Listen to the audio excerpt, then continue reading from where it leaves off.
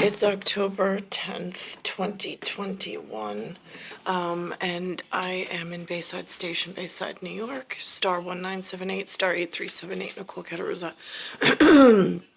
I am watching Sunday Morning with Jane Paulie. For the first time ever, somebody has explained to me in North America what supply chain actually looks like in a digestible format, which I appreciate, because what I don't understand is what was not clear before is how come all of our products are made elsewhere and shipped in.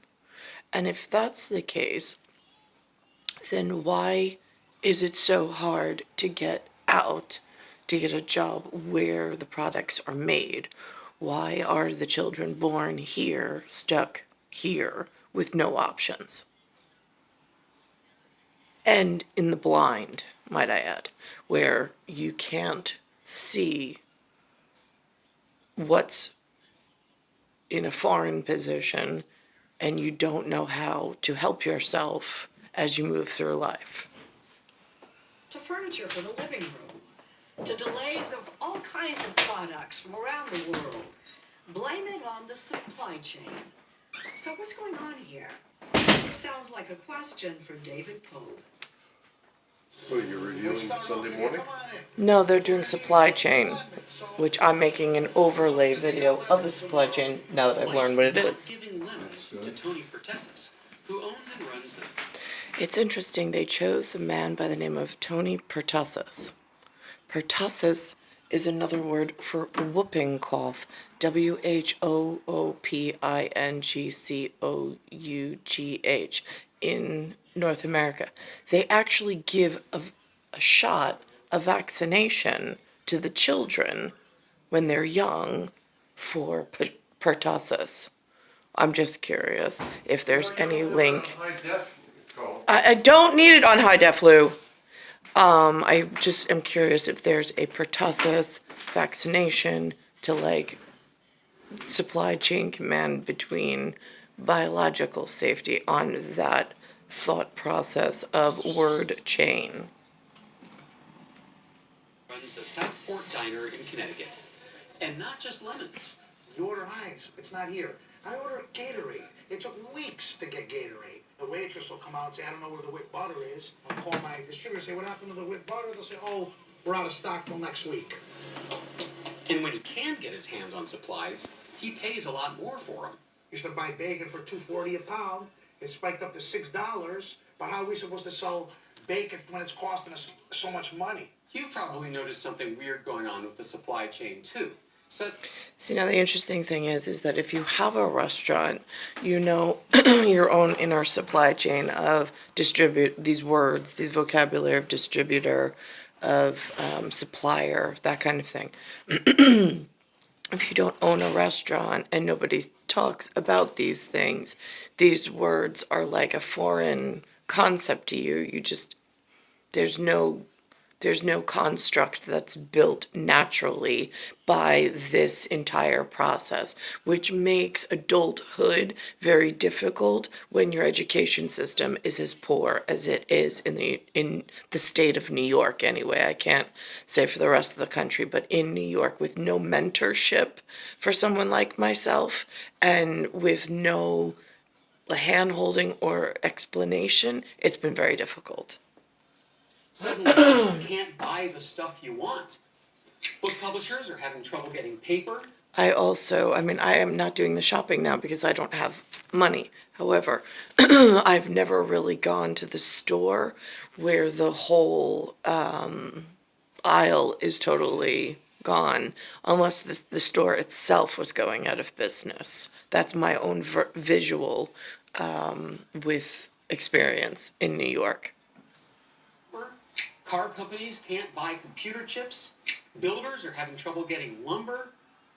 Containers. I can't confirm any of those stories. I did have a conversation with my sons last night about, in the local area, I've had confirmations of what a true Colombian looks like.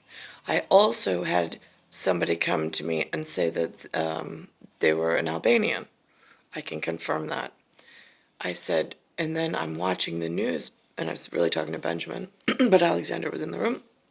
And I said, and they're calling these people in these groups and these tribes that are making this long trek, they're calling them Colombian, but they don't look traditionally like what's in the local area.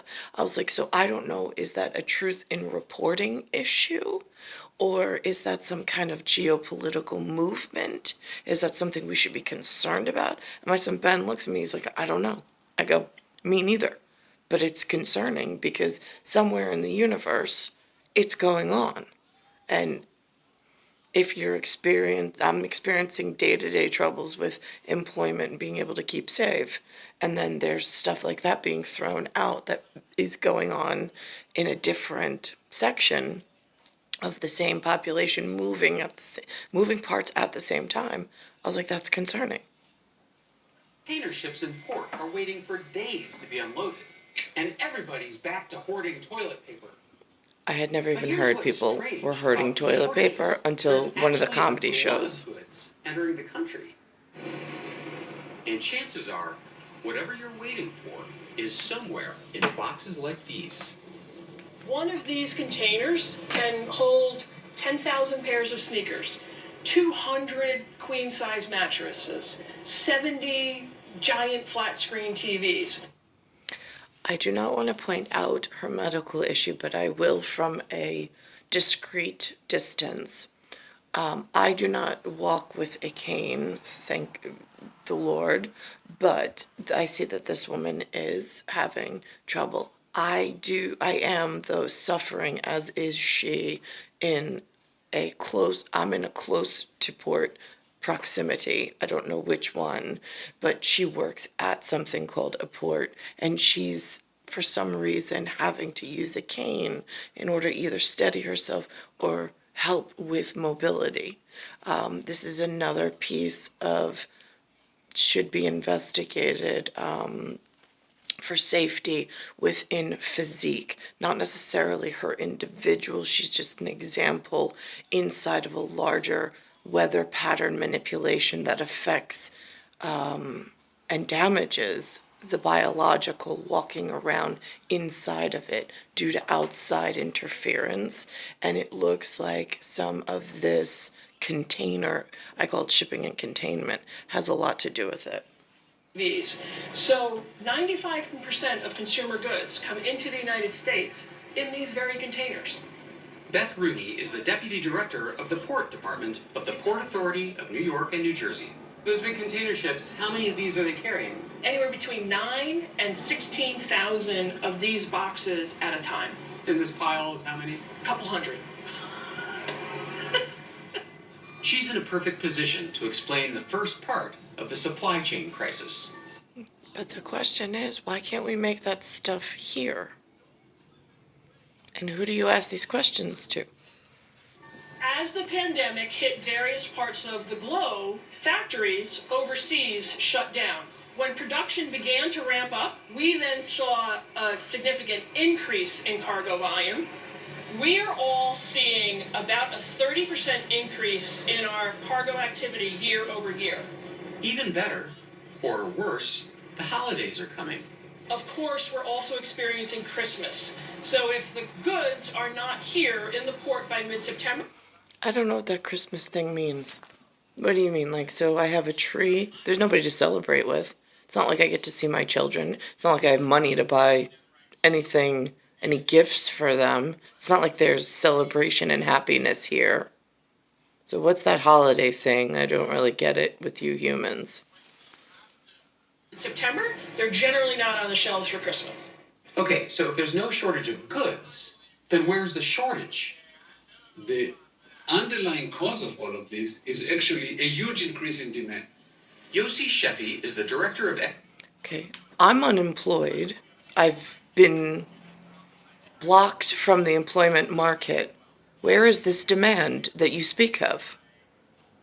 I'm just curious. Like, are there humans that are thriving and doing well? What kind of employment are they actually, like, thriving with and getting such excess that they can buy in such demand from these companies and keep this system going? I'm just curious. And why is it in such abundance everywhere else, but in my current life? Director of MIT's Center for Transportation and Logistics. And yes, that's a container in his office hallway. People did not spend during the pandemic, and then all the government help came. Trillions of dollars went to households, so they ordered stuff. And what does that word pandemic mean? What do you mean they didn't spend during the pandemic? Spend what? How do you spend something when you have no income coming in and there's no job opportunities? Stuff. They ordered more and more stuff. And the whole global markets were not ready for this. So wait, there's plenty of goods and plenty of people who want to buy them. So where? Well, that's a false narrative. Plenty of people who want to buy them.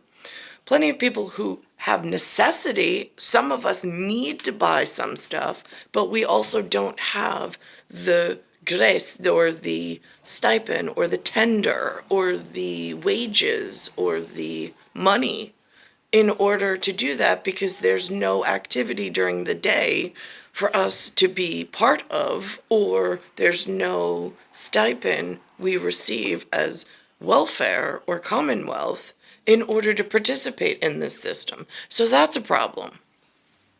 Where's the problem? Here's a hint. Trucks. I think our drivers are heroes. They didn't have a work from home option, right? And so the country needed food, the country needed cleaning supplies, the country needed medicine. They really kept this whole country moving. Mark Rourke is the president and CEO of Schneider, the country's third largest trucking and logistics company. I order something, comes to America on a container ship.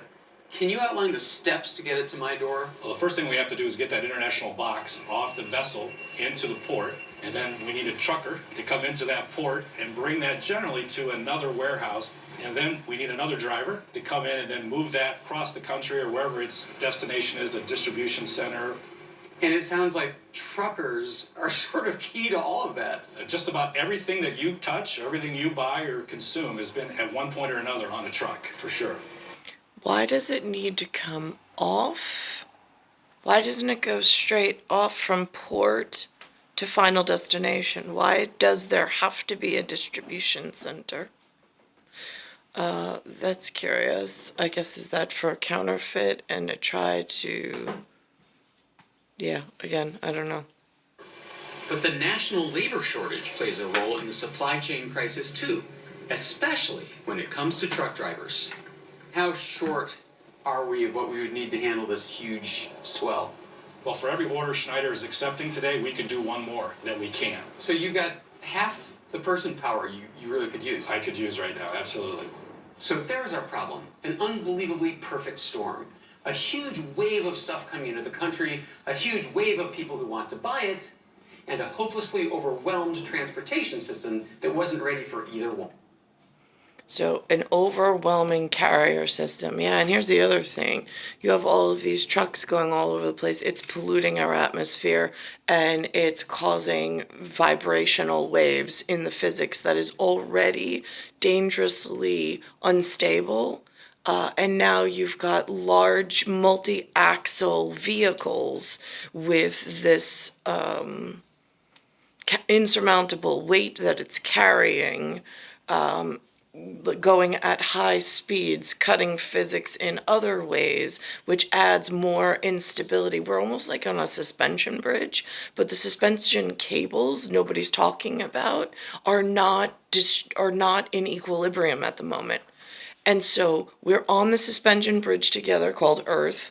The suspension cables are unable to hold the weight the way that it's being distributed at the moment. There's some kind of vibration going on, and then you've got all of this nonsense because, like, some spoiled, over self-indulgent someone who has a father who has a job needs to have, like, some special whatever for Christmas. I mean, like, it doesn't even make sense the way that humans are running things. It really doesn't. Either one. Now, let me do the Oreos. Back at his diner, Tony Pertessis is busy keeping his customers happy. tunnel. When are things gonna be normal again? I would say without government intervention, it will be at the end of the second quarter next year, but the prices will. When he says government, what does that mean? Without government intervention. Whose government? What government? I don't even know this word government. I mean, if you break it down, it's G, and then it's over. That's gover, and then it's men. So it's G over men.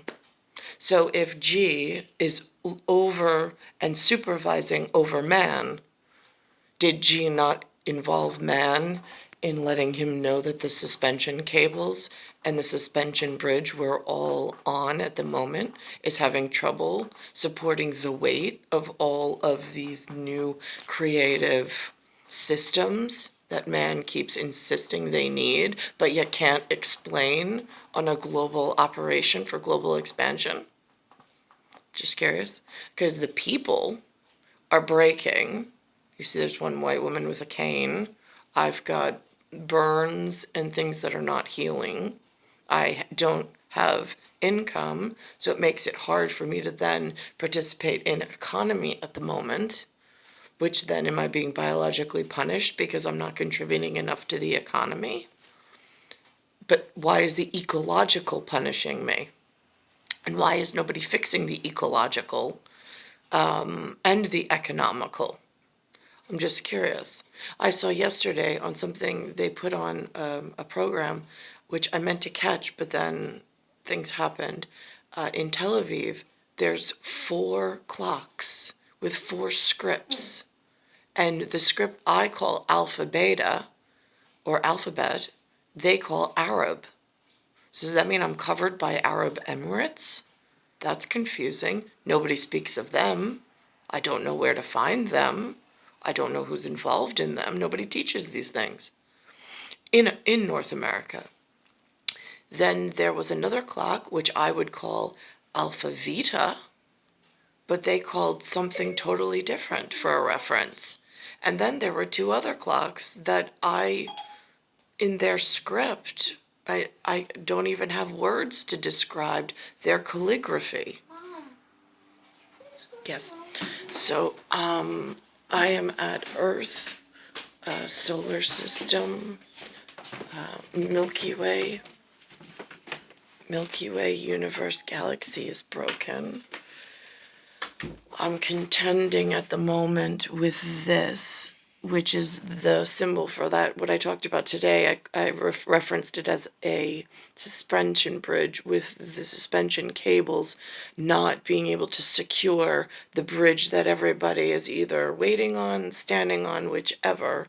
It's taking some vibrations that are felt by some of us who are having other issues, but we are all on some suspension system that keeps the ecological safe, which I call environment, atmosphere. These are other words that I use to associate the work that I do when I say that I'm in an Oort cloud or I'm in a Oort debris field. It also has to do with this trigger system of time and some sense of time and space with different ruzzle and puzzle pieces in a geometric way, but geoanatomical way, which I call geonatology. And then it has something to do with thermodynamic star crystals and thermodynamic crystals as a different prop for a different proportion within the way that I'm able to try to communicate what I'm experiencing in some human format to something elsewhere that I have no reach or daily access to.